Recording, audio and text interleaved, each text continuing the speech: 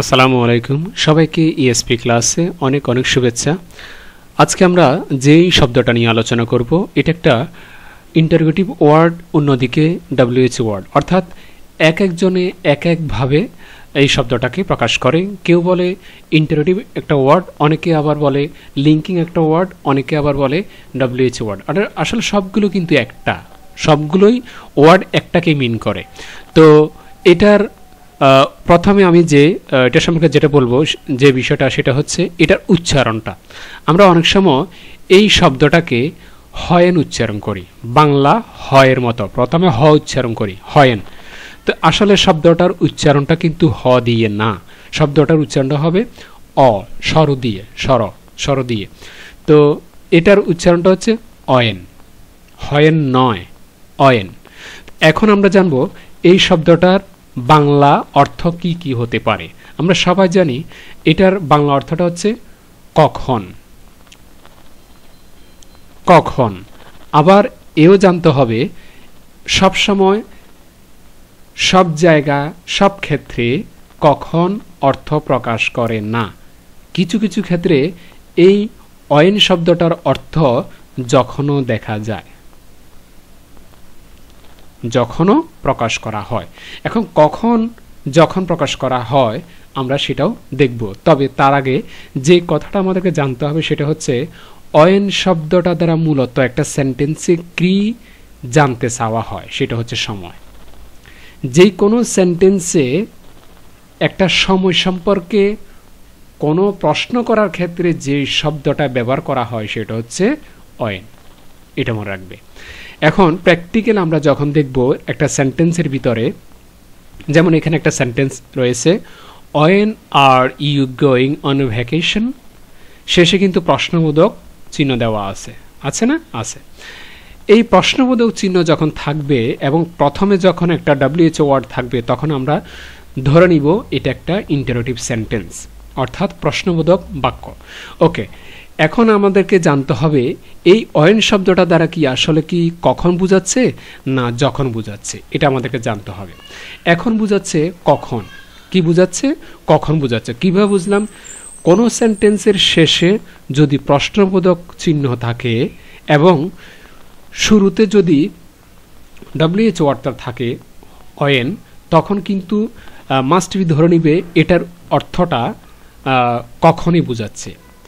আর যখন শব্দটা অর্থ মিন করবে তখন মনে রাখবে হয়তো দুটো সেন্টেন্সকে, অর্থাৎ এখানে একটা সেন্টেন্স, এখানে একটা সেন্টেন্স, মাঝখানে এই অয়েন শব্দটা কি হলো, ব্যবহার হলো, অর্থাৎ এই দুটো সেন্টেন্সটাকে যোগ করলো অয়েন শব্দটা দ্বারা। অনেক সময় এটাকে লিঙ্কিং ওয়ার্ডও বলবে। কেন? কারণ এটা দুটো সেন্টেন্সকে যোগ করছে অয়েন শব্দটা দিয়ে, এই জন্য এটা লিঙ্কিং ওয়ার্ড হিসেবে ব্যবহৃত হয়েছে। আর যখন লিঙ্কিং ওয়ার্ড হিসেবে ব্যবহৃত হবে তখন এই অয়েন শব্দটার অর্থ কিন্তু কখন বুঝাবে না, ঠিক আছে? তখন অর্থ মিন করবে এই যখন, এটা মনে রাখবে। ওকে, ক্লিয়ার? এরপর এছাড়াও কোনো সেন্টেন্সের শেষে, যেমন অয়েন, আমি একটা সেন্টেন্স লিখে দেখিয়ে দিচ্ছি, অয়েন are you go, অয়েন are you go দেয়ার,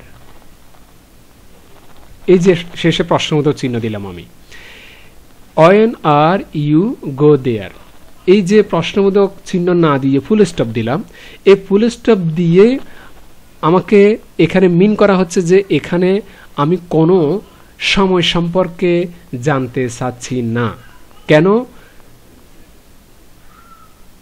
অনেকে এটা আমার কথাটা ইউজ করে নিয়েছে না, এখানে যখন কিংবা কখন যেটাই বলি না কেন দুইটা শব্দের ভিতরেই কিন্তু সময় বোঝাচ্ছে। যখন, যখন বলতে কখন, যখনও কিন্তু সময় মিন করে, কখনও কিন্তু সময় মিন করে, এটা ধরে নিবে। তো যেই কথাটা তোমাদেরকে বলবো, যদি কোনো সেন্টেন্সের শেষে যদি ফুল স্টপ থাকে তখন এই ডব্লিউএইচ ওয়ার্ড অয়েনটার অর্থ কখন প্রকাশ পাবে না, তখন অর্থ প্রকাশ পাবে যখন। কিভাবে? when are you go there যখন তুমি সেখানে যাও, যখন তুমি সেখানে যাও। এখানে আমি মানে এটা বলিনি কখন তুমি সেখানে যাও। এই কথাটার অর্থ প্রকাশ পাবে যখন আমি সেন্টেন্সের শেষে একটা প্রশ্নবোধক চিহ্ন দিব তখন। আর যদি প্রশ্নবোধক চিহ্ন না দিয়ে শুধু ফুল স্টপ দিই তখন অর্থ প্রকাশ পাবে যখন তুমি সেখানে যাও। আশা করি বিষয়টা ক্লিয়ার। এরপরে এখানেও সেম যে when are you going on vacation, এটা একটা প্রশ্নবোধক চিহ্ন বিদায়, এটা একটা ইন্টারোগেটিভ সেন্টেন্স। ওকে, আমি আবারও বলছি when are you going on vacation, কখন তোমরা ছুটিতে যাচ্ছ বা যাইতেছ। ওকে, এরপরে একটা সময় জানা হয়েছে। মূলত এই when শব্দটার দ্বারা এই যে কখন যাবে এটা একটা সময় বোঝাচ্ছে, এই সময়টা মিন করা হয়েছে, তার মানে সময় নির্দেশ করে কিসে, when শব্দটা। এরপরে দ্বিতীয় একটা সেন্টেন্স দেখি, when does the store open, এখানে বোঝাচ্ছে কখন তুমি স্টোরটা ওপেন করবে, কখন তুমি দোকানটা খুলবে বা স্টোরটা ওপেন করবে, কখন খুলবে, এটাও একটা সময় নির্দেশ করছে। সময়, একটা সময় জানা হচ্ছে কিসের, এই দোকান কখন খুলবে সেটা সম্পর্কে।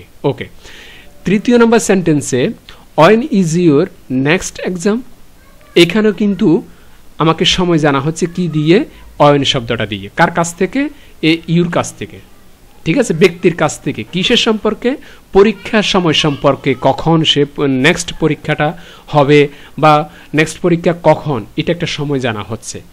তো এই জন্য মূলত মানে সার কথা হচ্ছে যে when শব্দটা দিয়ে মূলত সময় নির্দেশ করা হয়, আর কখন আর যখন কিভাবে ইউজ করতে হবে সেটা সম্পর্কে আমরা জানলাম। এর পরেও যদি তোমাদের কোনো কিছু জিজ্ঞাসা থাকে অবশ্যই কমেন্টসে জানাবে। এছাড়াও আমাদের ইএসপি ক্লাস অফিসিয়াল গ্রুপ এই নামে একটা ফেসবুক একটা কি আছে তোমার গ্রুপ আছে, তোমরা চাইলে ওখানেও জয়েন করতে পারো। তো ওখানে জয়েন করে তোমরা চাইলে এখান থেকে আমরা যে ক্লাসগুলো নিচ্ছি এই ক্লাসগুলোর পিডিএফটা তোমরা নিতে পারবে ফ্রিতে।